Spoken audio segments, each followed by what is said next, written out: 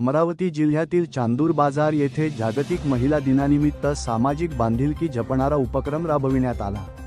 साप्ताहिक विदर्भ प्रकाशच्या वतीने दिव्यांग मुलींना कपडे तर विधवा महिलांना साड्यांचे वाटप करण्यात आले।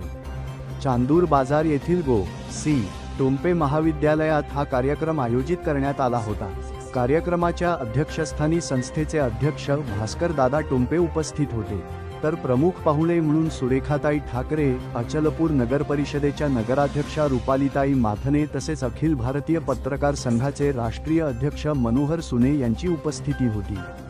यावेळी उपस्थित मान्यवरांनी महिलांना महिला दिनाच्या शुभेच्छा देत समाजात महिलांचे स्थान आणि सशक्तीकरणाबाबत मार्गदर्शन केले।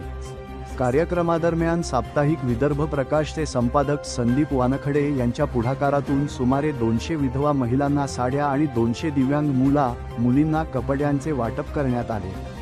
सामाजिक कार्यात सातत्याने पुढाकार घेणाऱ्या संदीप वानखडे यांच्या कार्याचे मान्यवरांनी यावेळी कौतुक केले। कार्यक्रमाचे सूत्रसंचालन शिक्षिका रावडे मॅडम यांनी केले, तर आभार प्रदर्शन पत्रकार संघटनेचे तालुका अध्यक्ष डॉक्टर राहुल अहिर यांनी केले।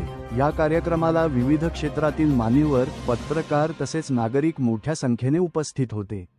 महिला दिनानिमित्त राबविण्यात आलेल्या या उपक्रमामुळे गरजू महिला आणि दिव्यांग मुलांच्या चेहऱ्यावर आनंद पाहायला मिळाला।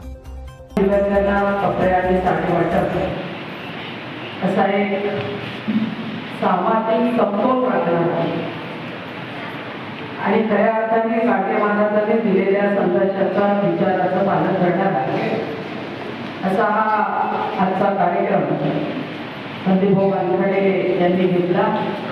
त्यांचा जोरदार टाळ्यावाजून आपण सर्वांना